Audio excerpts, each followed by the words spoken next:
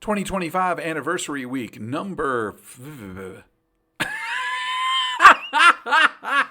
a year without rewind. All right, it's time to talk about some lessons that I've learned over 200 episodes. I know that you don't see 200 episodes up, but that's because they're basically already set to run until August 1st, when there are going to be some changes. But I thought I wanted to share a few of the things that I've picked up along the way. The first thing to let you know is to talk about the affordability of these guitars. I have found some of these Squire minis on Facebook Marketplace for as little as $50. And I have also found some things on Reverb that were in excess of $1,000. Just so you know, those ones on Reverb that are in excess of $1,000 are still available. But most of the ones that are in this room were priced between $150 and $200 BT, and that's before tariffs. And there were more than a few that ran right between, say, 80 and 120 or 130 brand new as well. So they are affordable. And depending on your skill level, they may actually be more than enough guitar for you if that's what you're looking for. Now, they have their advantages. There's less reach on the smaller fretboard, so they're a little bit easier to play. They're more forgiving of the hand position because the nut width is actually moved a little further down closer to you, so the fretboard feels wider. There's more physical space in the frets that's involved with the technique, so it actually helps you to play a little bit faster. But they're not as forgiving. Now, I tried to argue these points for a year, and I basically failed. I have no empirical evidence to support what I wanted to support. So let me just tell you, these things are a lot less forgiving than a full-scale guitar. You have to be more precise when you play. You have to use better technique. You have to play lighter as far as the tension that you give on the neck. Otherwise, you're going to pull it sharp. And quite frankly, you have to take better care of it.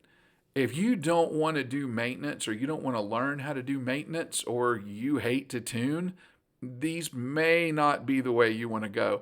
These things are the Alfa Romeo of guitars. They are absolutely fantastic. They are a ton of fun. But apart from the Black Star, which is more of the ultimate driving machine, most of these things seem to be as twitchy and as an Italian supercar. They require a lot of attention compared to the full-scale guitars. You're going to tune more often. They're going to be affected by temperature changes and humidity changes a lot more than some of the other guitars. And for the most part, they're kind of in line with a lot of other budget guitars in that way. Like I said, I tried to argue this point for a year, but after all that time, I can't back that up. I have a lot of videotape, or whatever you want to call this. Just dated myself. No rewind. I have a lot of visual images of me tuning that pretty much support the idea that these things are temperamental beasties. Now, the next thing about it, though, is practice. You see, more than a few basketball players will practice on a smaller rim because it helps them with their technique. And they feel like that way when they get into a game or they get into situations where there's a bit more adrenaline flowing, they're actually more likely to make shots. And that's true. But there are some side effects. What they've also shown is that in that process of perfecting your technique for that smaller rim, your release point is a little different and your release is slower. And so while you're practicing to get used to that smaller rim, you become easier to block, which is why you very rarely see an NBA player playing with a smaller rim. Now, the good news is most of us as guitarists are not the equivalent of an NBA player. Most of us aren't even a D-League player. So the minis aren't going to make that much of a difference for us. But the improved technique that we develop on a mini can translate to a full-scale guitar. But if you're very twitchy, or you're very, I'm just not even going to use a term, they may not necessarily be for everyone. They give you better finger control. They help you develop your dexterity, but they also require a lot less strength. And that means with the lighter touch, a lot of faster playing. It's more fun, it's more run. Now, one of the other things that kind of stood out to me in the process of doing all this is the response that I've gotten. See, I'm kind of shocked that anyone outside of my friend group watches these things, because when I first started, a couple of members of my family were members of the channel, and I know they didn't watch these things. So the fact that people are joining in and actually giving me responses and giving me questions, or more frighteningly, looking to me for advice, is absolutely overwhelming and amazing. And I hope not to ever trade on that or take advantage of it. As I've mentioned, this is a hobby for me, and it's something that is meant to be fun first and foremost. And so as a consequence, if somebody wants to give me something for free, I'll probably take it and let you know that I'm getting it for free, but I'm not going to necessarily shill for stuff. I've destroyed stuff that I've paid for, so I'm not going to feel beholden to somebody not to pick on something just because it happened to be free. I really do appreciate the fact that some of you all are spending some time in a very obscure corner of a very narrow room, or a very tiny room that exists down a very narrow hallway of guitars. So thank you very much for that. Now, I have gotten some feedback that a lot of the things that I play are repetitive, or that they may be in a couple of particular keys more often than not. And to those folks who have made those observations, I want to say, you're absolutely correct. Good ear. Way to go. All right. Now, is that subject to change? No, because it's a hobby and I'm not that great a player. It is kind of funny to me, but most of the stuff that I'm going to play in A, E, or D. Maybe throw in a little bit of G for some craziness, or do some alternative tunings. But that's pretty much where I am. That's my wheelhouse. And whenever I try to step out of it, actually, you should have seen something earlier this week that was really me stepping out of my comfort zone in a big way. There is some repetition. Now, things to scale. One of the things that we've pretty much proven is that with electric guitars, the scale length doesn't make that much difference. It may make a little bit of a difference in feel, but it's really far down the chain as far as tone goes.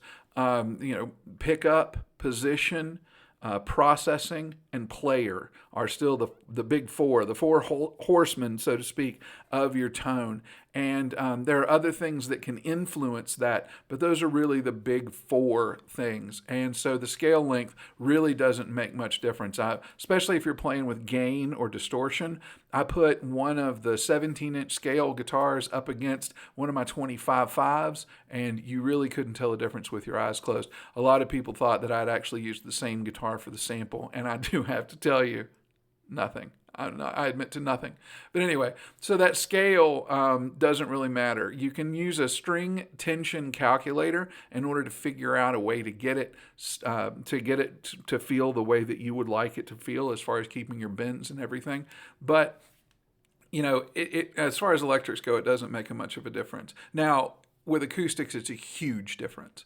The scale of the guitar, the size of the guitar itself makes a big difference in tone. I think it makes more of a difference even than tone would. The difference between a parlor size and a dreadnought or a grand symphony, and whether or not that's a full size or a 3/4 scale, or 3/4 size or a half, I think that makes a huge difference in tone.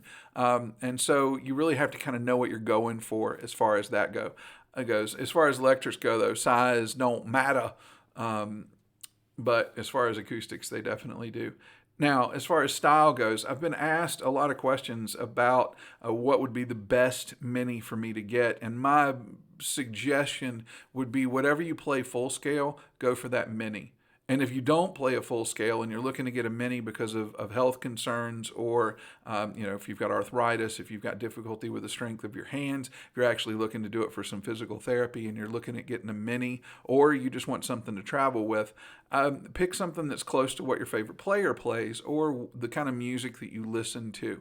Ultimately, what it boils down to is it's your style, and you can make anything sound pretty much like anything else with the right kind of processing. Now, there are some, it's going to be really hard to make a humbucker sound like an Alnico 5 lipstick pickup. But for the most part, you can find things that can play along with your style in a variety of different shapes and sizes. And that's actually a good thing. There are a lot of people, King Edward has played some mini guitars. Frank Zappa has played some mini guitars, and there are others that I haven't named. There is one very prominent, very gifted guitar player, some say has inherited the throne, so to speak, from Eddie as far as the widdly widdly woo tappy tappy things. And that gentleman happens to play a full-scale guitar with a smaller body. Jackson Dinky has been making a 7/8 scale or a 7/8 size body for years, and nobody complains about it or says a thing about it. It's just a part of the environment that we exist in. These things have always been there. It's just somewhere along the way, somebody slapped the label of kids' guitars on it and tried to sell them to only kids, and that's really kind of a disservice to the instrument. I held up one of them and gave them to a buddy of mine that's a player, and basically the trouble that he ran into, he said, like I said, no rewind. He said that this would be a great guitar to put in the hands of a kid. Can you imagine being a kid and having this in your hands? And I just wanted to look at him and go, it's in your hands right now, man. Well, let's see what you got. Now, the last thing that I wanted to talk about as far as the lessons that I've learned is travel. I've kind of adopted a new policy of I'm always within an hour of one of my own guitars. I went to the beach. I went to DC over the past year, and I had a guitar handy. I had a portable amp that I traveled, battery-powered amp that traveled with me. I took one of the minis with me in a case, and I wasn't flying anywhere, so that made life easier. But basically, campgrounds and beaches, and I just had a guitar with me. It has replaced what I used to serve or the stress relief that I used to serve by smoking years and years ago and riding motorcycles and that type of stuff.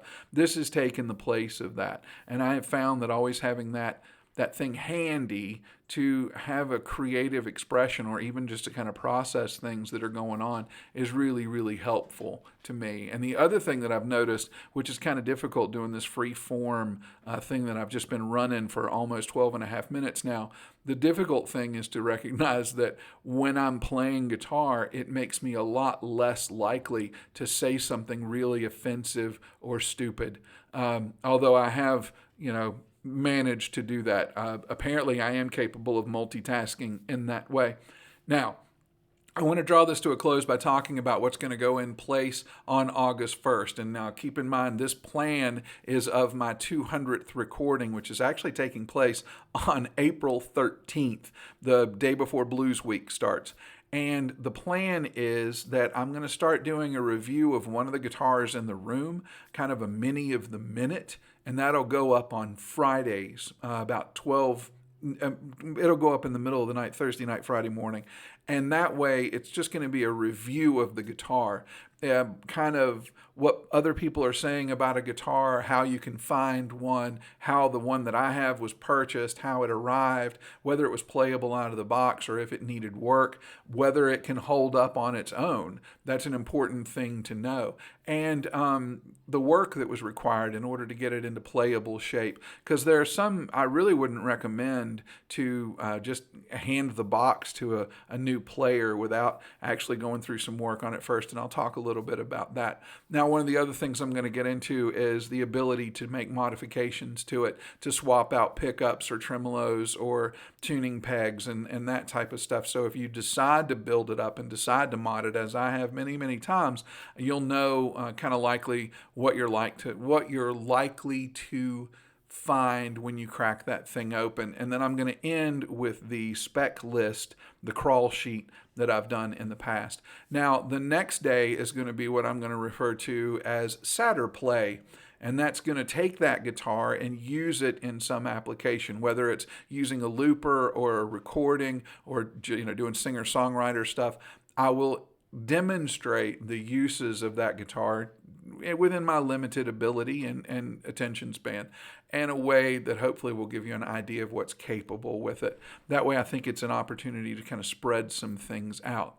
The rest of the week, as far as Sunday through Thursday goes, I may post things. I may not post things. I may answer some questions. I may even do a live blog. I don't really know yet. I want to leave myself open for that. But this is kind of what 200 episodes have taught me, and I hope this finds you well. And I appreciate your attention for 15 minutes. And now, as I said when we first got started and kind of quit somewhere along the way, go play.